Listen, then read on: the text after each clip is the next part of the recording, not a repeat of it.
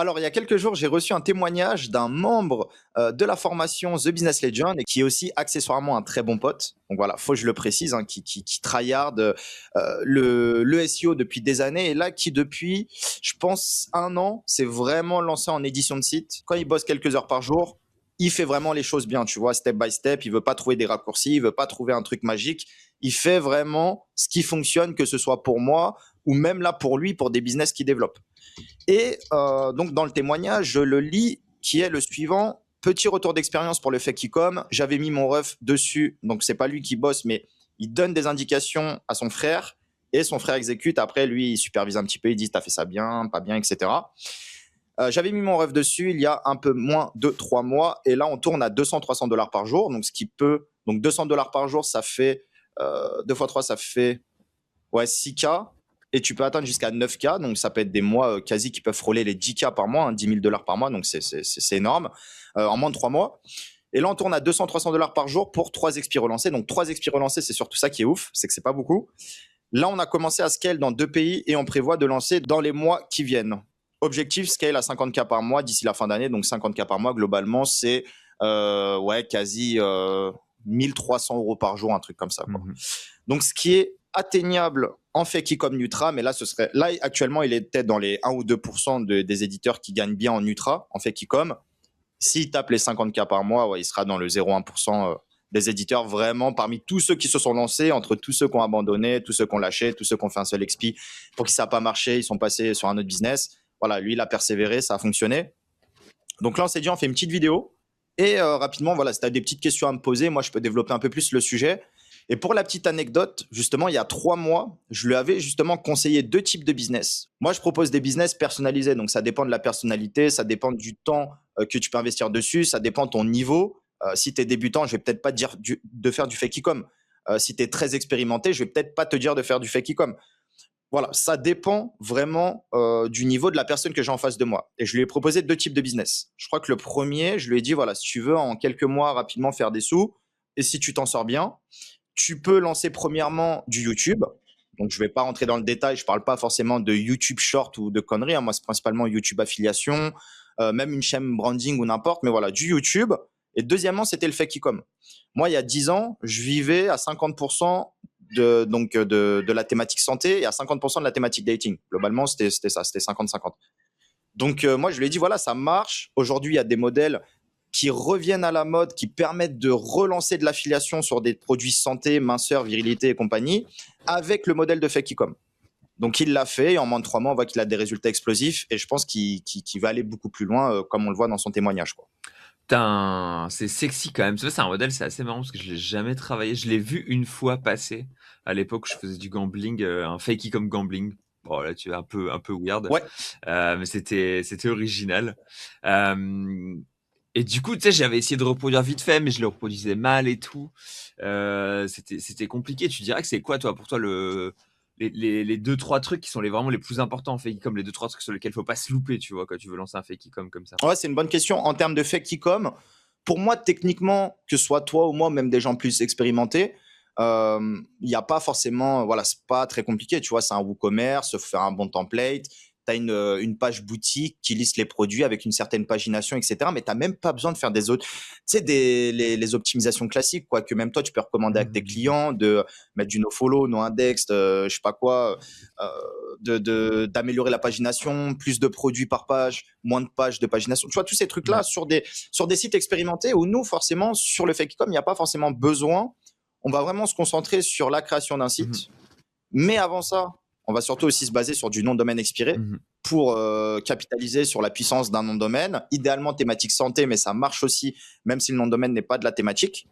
Et donc, nom de domaine expiré, plus le site, plus les produits, plus setup les liens d'affiliation et plus indexer tout ça, Ouais. quoi. En vrai, il n'y a pas vraiment de complications. Mais dans ta question, ce que je comprends, le truc le plus important, ça reste les produits, on le sait. Ouais. Je l'ai encore dit hier sur Discord, plusieurs membres qui se lançaient aussi dans le Fakicom. La différence entre un éditeur qui fait 1 000 $ par mois en Fakicom et un autre qui fait 10 000 $ par mois en Fakicom, comme mon pote par exemple, c'est pas les expis. Trouver des bons expis, si tu cherches bien, tu vas les trouver. Mhm. Si tu as plus de budget, tu vas les trouver. Si tu trouves pas en France, tu vas te lancer dans d'autres pays. Voilà, c'est pas les expis. Faire un WooCommerce avec des liens d'affiliation, c'est pas très compliqué non plus. Faire du contenu généré, c'est pas très compliqué non plus. On a notre partenaire Wiseone, les contenus sont excellents. Voilà, tu as 50 contenus, tu fais 50, tu as 50 produits, pardon, tu fais 50 contenus. Voilà, c'est fait en 2 heures, quoi, maximum. Le plus compliqué, c'est pas non plus de faire les titles. Le plus compliqué, c'est pas de scraper les fiches produits des concurrents, de récupérer les images et de les réimporter dans WooCommerce. Tout ça, c'est pas très compliqué quand tu as le temps. Même si tu n'as pas les compétences, tu payes un mec $100 sur Upwork, il te sort un template de Fakicom nickel, tu vois, il n'y a pas de problème. Hein. Tu lui dis scrape les concurrents, fais ça, ça, ça, ça. Le plus dur, c'est d'accéder aux produits qui sont des produits à fort potentiel. Moi, ce que j'entends par fort potentiel, c'est des produits récents, donc peu concurrentiels et qui ont du volume de recherche. Comme on le disait dans les autres vidéos, on mettra les liens en description, hein, parce qu'on se répète parfois sur nos sujets, mais tu peux avoir 50 produits, mais tu n'en as que 2 ou 3 qui vont réellement peut-être te faire $200-300 par jour. Mais par contre, tu es premier sur ces 2 ou 3-là. Donc, le but, c'est de tester un maximum de produits en un temps record avec un ou plusieurs noms de domaine expirés. Tout simplement. Tu fais ton template, tu as 50 produits, tu prends 10 XP, tu balances ce template-là sur les 10 XP. Attention, il ne faut pas le bâcler. Moi, mon pote, je sais qu'il a réussi parce qu'il fait des trucs aussi, des micro-optimisations. Peut-être, je te dis n'importe quoi, mais peut-être remonter des pages historiques, remettre un logo, faire des trucs que certains aussi ne font pas.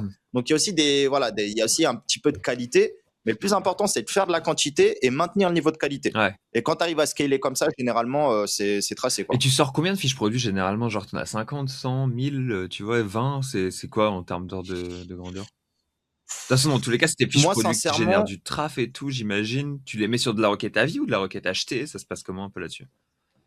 ouais, là, le fait qu'il comme ça que c'est particulier parce qu'on cherche surtout à ranker directement sur le nom du produit Ouais. ou produit plus pharmacie, produit plus bien fait, tu vois. Avis, effectivement, ça va peut-être un peu moins ranker que du Blogspot parce qu'avis, maintenant, c'est une typologie assez particulière où il faut vraiment mettre des avis. Après, tu peux mettre des avis, peut-être des vrais avis idéalement, légalement aussi, sur tes fiches produits, mais on va surtout ranker sur le nom du produit plus un peu de longue traîne. Moi, il y a 10 ans, je cherchais essentiellement la longue traîne. À part quand je lançais des EMD où je cherchais vraiment à ranker sur le nom du produit, mais quand c'était du Blogspot ou du spam, c'était toute la longue traîne qui drainait peut-être au final autant de ventes que le mot-clé principal. Ouais, genre bien fait, composition, j'imagine, tous les trucs comme ça un peu. Exactement. Ok. Et Ouais, après, tu disais, tu lances sur exactement. des expi. Moi, j'ai pas acheté d'expi depuis perpète les oies. C'est encore Dom Expire aux enchères, la meilleur endroit pour acheter des expirés ou les gens ils vendent des expirés ailleurs. À l'époque, j'ai acheté sur experiodomain.net. Putain, le meilleur de tous, quoi, Ouais, la vraie database. Je clairement, sais c'est pas le si meilleur. c'est Hein. encore les meilleurs endroits pour acheter, genre que tu les achètes toutes en général, ou les gens ils les achètent tous leurs expis alors qu'il est. Ouais, les gens, globalement, quand tu achètes un expi moins de 50 balles, ouais, c'est expiré de domaine et quelques plateformes de backorder en fonction de tes TLD, quoi. Ouais. Même WebExpire, KiffDom ou autre sur du .fr. Quand tu dis Il plateforme y de a backorder, GMD tu Pro. penses aux enchères ou tu penses à ceux qui font du backorder Ouais, aux pur et enchères, dur ouais, et pardon. tu les récupères comme ça? C'est ça, tu les trouves sur expiré de Ouais. domaine et tu les mets sur les plateformes. Ok. Ou directement, tu peux enchérir sur les plateformes si elles sont listées. Ouais. Mais ouais, non, globalement, en fait, ce que la dure réalité en affiliation, et même toi, peut-être que tu l'as vu dans les différentes boîtes d'édition où tu as bossé, Ouais. même pour en parler très souvent avec des gros éditeurs aussi, tu mets 2000 balles sur un XP, il repart pas, frère. Des fois, tu mets 300 balles sur un XP, c'est une fusée. Et des fois, tu mets 7 euros sur un XP, c'est une fusée. Donc, il n'y a pas de règle. Tu peux te rapprocher un maximum et te donner les chances de réussir. Plus tu as de budget et plus tu vas mettre de l'oseille, à part si tu as un SEO radin comme moi et tu vas continuer à acheter des XP à 7 balles ou 10 balles, tu vois. Mais la quantité, ça marche. Et encore une fois, je préfère mettre 50 balles dans 5 XP que prendre un XP à 50 balles. Parce que parmi les 5, il y en a un qui va sortir du lot si je les ai pas trop mal choisis. Ouais. C'est la dure réalité des XP. Et j'entends bien pour ranker en affiliation, en fait, en vente de liens, c'est différent. Vente de liens, voilà, c'est des métriques, donc c'est différent. Ouais. Et c'est quoi les 3-4 trucs que tu regardes sur un XP pour le faire repartir en affiliation? Est-ce qu'il y a quelques indicateurs, les indicateurs secrets de Romain? Les secrets que toi et moi. Est-ce qu'il va leak? Non, il y a. Bah, tu vois, par exemple, en affiliation santé, donc là, si on parle thématique santé, je chercherais de l'expi santé. Mais si demain, je fais du jeu d'argent ou de la rencontre ou de la voyance, je ne prendrai pas d'expi thématisé. Donc, en fait, ça dépend des niches. Et moi, je suis biaisé. J'ai mes biais, j'ai mon expérience, je vois ce qui marche, etc. Mais déjà, je vais aller sur la SERP et je vais voir ce qui rank. Tu vas voir, tu prends 10 produits santé, tu tapes les 10 produits, quand c'est des faits qui ressort, généralement c'est des faits et c'est des noms de domaine expirés santé. Donc n'essaye pas de recréer la roue. Oui, du hors thématique peut fonctionner, mais là on va prendre du thématique. Ouais. Donc moi pour du fait j'irai clairement sur GMB Premium, l'outil de David, et j'irai chercher les noms de domaine expirés santé. Et je vais voir ce qu'il y a. Tu vois, santé, il n'y a pas que des pharmacies, il y a aussi des blogs bien-être, des blogs pour la mode chez les hommes, ou je ne sais, tu vois. Ouais. Donc, en fonction de la thématique, là, santé, j'irai même pas forcément chercher. Bah, bien sûr, trafic récent, trafic historique, page indexée, pas forcément, mais thématique au moins, quoi. Ouais. Thématique plus trafic récent. Et idéalement, bah, si c'est une ancienne pharmacie, ce qui est borderline, faut le dire, ce qui est borderline, mais ce qui fonctionne très bien, si c'est une ancienne pharmacie, ça fonctionne, quoi. Et Ça peut fonctionner. ouais, j'imagine. Cette pharmacie avec le petit GMB et tout, ça régale, quoi. À ne pas faire, Ouais. évidemment, à ne pas GMB, produire, à moins raison. d'avoir l'accord du pharmacien, comme on le sait. Ouais, bah, autre anecdote, mais hier, il y a un membre de la formation, je crois que c'est Jolie dessus. Bon, après, ça fait partie de son expérience, on est tous passés par là. Ouais. Je crois alors, ça fait des gros chiffres quand même dans cette vidéo, mais je crois qu'il fait plus de 10 000 $ par mois. Ouais. Donc, c'est énorme, dont un nom de domaine qui lui rapporte plus de 95% de son chiffre. Ouais. Et ce nom de domaine-là, il est en train de le perdre. Ah ouais, pour un problème légal, quoi, du genre. Donc c'est le jeu, moi je lui ai dit, putain c'est short, il te reste une semaine peut-être avant la saisie du domaine, bon, t'as un nom de domaine, demain t'as une réclamation, tu le donnes, hein, tu vas pas jouer avec la loi, si t'es pas légitime à garder le domaine, frérot, tu le lâches, hein. On a tous lâché des domaines qui nous rapportaient de l'oseille, ça fait partie du jeu. T'as pas le choix. Par contre, ouais, t'as pas le choix, bah non, c'est clairement le jeu, et encore, perdre le domaine, des fois c'est le moins pire qui peut t'arriver, donc c'est très bien, tu vois. Surtout si c'était une marque déposée, voilà, ne faites pas n'importe quoi, effectivement, et conseillez-vous directement depuis un avocat, un juriste ou je ne sais, tu vois. Nous, on n'est pas des experts légaux, on dit juste les stratégies qui marchent. Après, toujours, bien sûr, avant de se lancer, il faut toujours voir, mesurer les risques, voir si c'est légal, effectivement, faire que du légal. Après, l'éthique, c'est autre chose, ça reste subjectif. Mais tu vois, lui, il perd son domaine, 10K, et je lui dis, bah voilà, c'est la meilleure leçon qui peut t'arriver. Maintenant, demain, là, en une journée, tu prends ton template, tu relances 5 sites sur 5 XP. Ouais. Parce que quand tu as un site qui marche, soit un jour il va déranquer, soit un jour tu vas le perdre quand c'est du black hat, soit un jour il y a un concurrent qui va te passer dessus, mais il faut que tu fasses de la SERP domination. Et là, le terme de SERP domination, il en a pas fait. Résultat, il perd son XP qui lui rapporte 10K par mois. Ouais, il avait le bon XP qui marchait bien et finalement, malheureusement, il y a un moment. C'est ça. Parce qu'il était un peu border, tu te fais taper sur les doigts et ouais, c'est compliqué.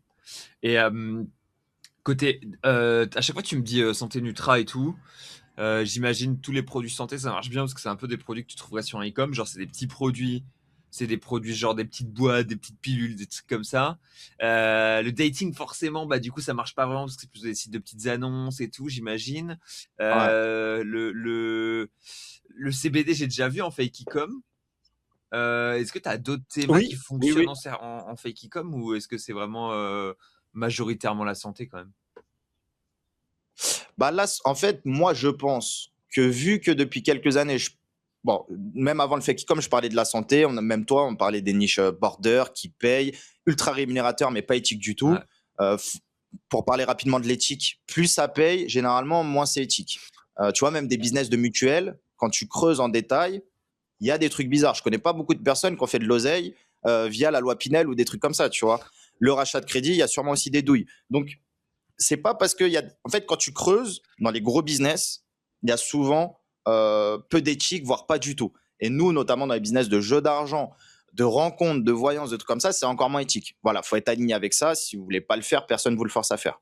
Maintenant, nous, on en parle parce que c'est le genre de terrain de jeu qu'on aime bien. C'est concurrentiel, il y a de l'argent et ça permet de voir si tu es bon ou pas pour ranker, quoi, tout simplement. Si tu n'y arrives pas, bah, c'est que tu as mal fait la chose et si tu y arrives, bah, c'est que tu es plutôt bon. Maintenant, tu peux faire du fake e-com, je pense, sur de la santé éthique, mais par contre, ça va 10 fois moins payer. Donc, tu peux passer par des affiliations. Moi, je l'ai fait un petit peu, mais gros, là où tu fais 10 balles en affi, sur un autre produit un peu plus border, tu vas faire 50. Donc, tu fais x5 sur le même effort. Mais tu peux faire de l'affiliation sur des plateformes. Je ne me rappelle plus énormément, mais tu sais, tu as Weight World, tu as des grosses marketplaces type Amazon, mais spécialisées en santé, où ils vont te filer 10-20% du panier moyen. Donc, tu peux faire des bons billets, mais le taux de conversion, il n'est pas incroyable. Le marketing n'est pas incroyable. Et l'envie d'acheter pour le consommateur, il est pas ultra poussé au max. ouais. Tu vois, c'est pas optimisé, quoi. Ouais. Tu sais que c'est, je vais te, petite anecdote là-dessus, mais j'ai quelqu'un qui m'a appelé l'autre fois et qui voulait un coaching sur la partie affiliation. Moi, je pouvais pas vraiment le coacher parce qu'il faisait de la Nutra en affi. Et il m'a expliqué, j'ai dit, t'essaies pas de faire des affis qui sont un peu plus rémunératrices. Et il m'a dit elle convertissait moins que ses affis traditionnels. Mais Ouais, des genre, fois, ça arrive, ouais. Ça arrive drastiquement aussi. moins, tu vois. Genre vraiment un ordre de grandeur, il a dit, je préfère vendre des produits, tu vois, des oméga 3 que des produits un peu chauds parce que ils convertissent pas sur mon audience, sur le style de site, peut-être, je Ouais, sais pas, tu vois, mais en tout cas, c'est c'est ça, assez ouais. marrant. Généralement, généralement, c'est qu'une question de mots-clés, en vrai, c'est ça. Ouais. Si le mec qui vient depuis, il tape oméga 3, peut-être c'est pas la même typologie que la personne qui va taper un produit bizarre pour perdre 10 kilos en un mois, quoi. Ouais. C'est pas la même Avec typologie la d'audience, risque c'est pas les mêmes derrière. mots-clés, c'est pas les mêmes trucs. C'est ça. Donc, si quelqu'un qui va taper brûleur de graisse, alors déjà, brûleur de graisse, c'est déjà chaud, on va dire, comme mot-clé pour les gens un petit peu quand même rêveurs qui veulent brûler de la graisse, tu vois, brûleur de graisse, clairement. Non, on va faire du sport, mange mieux et tu vas brûler de la graisse. Et tu vois, quelqu'un qui tape brûleur de graisse, peut-être qu'il n'achètera pas certains produits. Mais quelqu'un qui va taper la marque d'un produit chelou dont il a vu une ad sur Facebook Ouais. ou une vidéo sur YouTube, vraiment un marketing Ah, c'est miteux et vraiment le tout, bandé, quoi, qui mais est. en IA, Ouais. etc., c'est pas la même typologie de gens, c'est pas la même typologie. Donc, clairement, c'est comme celui qui tape gagner de l'argent sur Mm. Internet, il va pas acheter TBL, tu vois, je veux pas lui vendre TBL. Mhm. Quelqu'un qui va taper formation SEO Black Hat, ouais, je veux bien lui vendre TBL. Ouais. Parce que je sais que déjà, il est peut-être un peu plus qualifié, Ouais, quoi. ouais, ouais. L'autre, on le laisse à Yomi. Et On va faire des challenges bientôt. Mais non, mais c'est ça, tu vois. Après, là, on skip rapidement certaines questions et je te remercie de les avoir posées. Comme ça structure un peu la vidéo. On pourrait en parler pendant des heures. Mais non, globalement, en fait Kicom, et juste pour rebondir sur ta dernière question, fait Kicom, on peut le faire en santé, mais on peut aussi le faire dans d'autres thématiques. Mhm. Et pour moi, là où tout le monde parle, quand on dit fait Kicom, tu penses à santé, et j'ai beaucoup évangélisé ça. Je pense que la personne qui creuse peut également le faire en CBD, mais en fait, tout simplement trouver un e-com pas trop connu, et voir s'il y a une affiliation et promouvoir, en fait, récupérer les produits et tu changes les titles. Ouais. Et tu vois qu'il y a plein d'e-com, ils sont positionnés que sur le nom du produit, mais ils sont pas positionnés sur la longue traîne. Donc toi, tu peux jouer sur ça pour promouvoir les mêmes produits, en fait, dupliquer le catalogue, Ouais. littéralement, ou une partie du catalogue, et promouvoir ça. Et en fait, quand le mec il clique, il est renvoyé vers la boutique officielle. Donc ça, c'est du fake e-com. White hat, par exemple, si tu le fais sur des accessoires de musique ou sur des platines de DJ ou je ne sais, bah, ça peut être des gros payouts. Une platine de DJ, je sais pas, c'est peut-être 1000 ou 2000 balles. Si tu as une affi, un e-com et tout, et que tu es le seul à le faire, et en plus, ce sera pas trop concurrentiel, moins concurrentiel que ce qu'on connaît, comme thématique, bah là, il y a du truc à faire. Mais c'est toujours pareil. Nous, on donne des pistes et les gens, ils vont sur ces mêmes pistes. Ils vont pas. Nous, on essaye de vous former à réfléchir et à analyser. On ne veut pas vous donner le guide complet du fake e-com pour faire 15 000 euros par mois, quoi. Oui, c'est des vidéos qui font des vues, et malheureusement, on préfère vous former à analyser, vous former à aller chercher là où il y a de la place, là où il y a personne, là où il y a, en fait, peut-être moins de rémunération, mais vous allez faire plus d'oseille rapidement parce qu'il n'y a pas grand monde en finale. Écoute, ouais, en effet, solide. J'ai une question qui nous taraude tous, qui est, ok, on commence par où? C'est quoi la régie, en fait? C'est où qu'on trouve les offres, Romain? Je sais que tu parlais de, je sais plus quoi, Offervault, un truc comme ça de temps en temps. Ouais, C'est toujours pareil. toujours pareil, c'est toujours Offervault qui est solide pour les offres? C'est toujours la même chose depuis 10 ans. Mon pote qui s'est lancé il y a 3 mois, il a suivi le process que peut-être je lui racontais même il y a quelques années. Là, il m'aurait demandé, j'aurais détaillé le même process. Tu vas sur Offervault, tu checkes tous les produits minceur, santé, voilà, que tu veux promouvoir. En face des produits, tu as le nom de la régie, tu t'inscris sur toutes les régies. Ceux qui arrivent pas, c'est ce qui s'inscrivent sur 1, 2, 3, 4, 5 régies, ils sont refusés et voilà, ils passent à autre chose. Ceux qui arrivent, c'est ceux qui s'inscrivent sur 20, 30 régies. Ils ajoutent les mecs sur Telegram, ils demandent à être intégrés. Ok, ils sont refusés là. Bon, là, ils vont essayer d'être acceptés. Ils vont peut-être essayer d'avoir un pitch un peu plus rodé, de dire qu'ils font du SEO, mais aussi du media buy, parce qu'eux, ils veulent des affiliés media buy, ou qui font de l'emailing ou autre. Voilà, il faut être un petit peu malin, mais le process, c'est le même. Même dans ma formation Black Hat Money, et tous ceux qui ont réussi, c'est ceux qui ont suivi le process. Tu t'inscris sur toutes les régies, tu vois les régies qui t'acceptent, tu exportes le catalogue, tu le fous sur ton fake e-com, tu travailles les contenus, les produits, et tu vois ce qui rank. Et en fait, c'est toujours la même chose. Il y a des régies, c'est compliqué de rentrer. Il y a des régies, c'est quasi auto-approve. Donc, tu peux rentrer directement, même sans vérification. Et tu as vu, c'est toujours pareil. Ok, putain, solide. Donc, Et bon, ouais, ça c'est pas mal. Et j'imagine, ça c'était un peu pour toute la partie fake e-com, mais tu sais, souvent on parle de YouTube en ce moment, parce que c'est quand même une plateforme où tu as moins de ouais. compétition. Je sais que enfin voilà, c'est un dossier qu'on aime tous les deux bien travailler, que ça soit pour nous-mêmes ou pour des projets un peu plus tricky, on va dire. Est-ce que tu as un peu une logique genre fake e-com ou Nutra sur la partie YouTube? Est-ce que peut-être tu peux faire simplement des avis, des vidéos full IA, faceless, Clairement. composition, tu vois, par exemple, ou risque, ou tu sais, t'allais taper tous les mots-clés que tu taperais en fake e-com, mais sur YouTube avec du Nutra. Est-ce que c'est un truc qui serait viable? Est-ce que t'as un monde où en fait cette chose elle se transpose sur YouTube ou pas? Ouais, clairement, ce qui est bien pour la santé, c'est que les deux canaux, bon, celui qui paye le plus, ça reste le SEO, hein, comme la majorité des thématiques, Mhm. mais ça peut se transposer sur la partie YouTube. Je donne un petit exemple. On a un produit hein, qui n'est pas forcément le meilleur produit du moment ou pas un gros produit, mais c'est juste un exemple. On a le produit Nexaline. Et en fait, tu peux voir ici que c'est des sortes. Alors, maintenant, peut-être qu'il y a de l'IA, mais avant, c'était surtout des UGC. Tu sais, tu payes un mec à la journée, il te fait 30 vidéos sur 30 produits. Mhm. Et après, en fait, ces mêmes vidéos, elles sont repostées plusieurs fois sur différentes chaînes. Mhm. Bon, des fois, en fait, le plus dur sur YouTube, en vérité, le secret, c'est de trouver les bonnes chaînes. Donc, les mecs qui sont bons, ils vont avoir des chaînes à 100, 200 000 abonnés qui vont récupérer chez des Indonésiens ou des Pakistanais. Ils vont envoyer 30 vidéos, grosse prime de fraîcheur, t'es premier partout. Ils virent la vidéo 3-4 jours après, ils la repostent. Et en fait, tu peux répéter comme ça en mode spam sur YouTube. Ce modèle-là, ça fait des années que ça tourne. C'est ouf, c'est toujours les mêmes mignards. Et j'avais fait une vidéo il y a dessus, je crois, il y a au moins 3-4 ans. Et je connais ça depuis plus longtemps, mais il y a au moins 3-4 ans, je fais une vidéo et c'était exactement les mêmes miniatures. Donc là, tu vois, le mec, il est premier, il a fait que 100 vues. C'est dégueulasse. Mais par contre, son winner, tu vois, 100 vues ici. Mais si je t'en montre d'autres, donc là, pareil, on a une même minia avec sûrement une nana qui fait de l'UGC. C'est vraiment la nana la plus connue qui a été payée par des grosses équipes d'éditeurs en YouTube. Mhm. Et elles font la promotion enfin, elle fait la promotion ici de du produit Cortexi.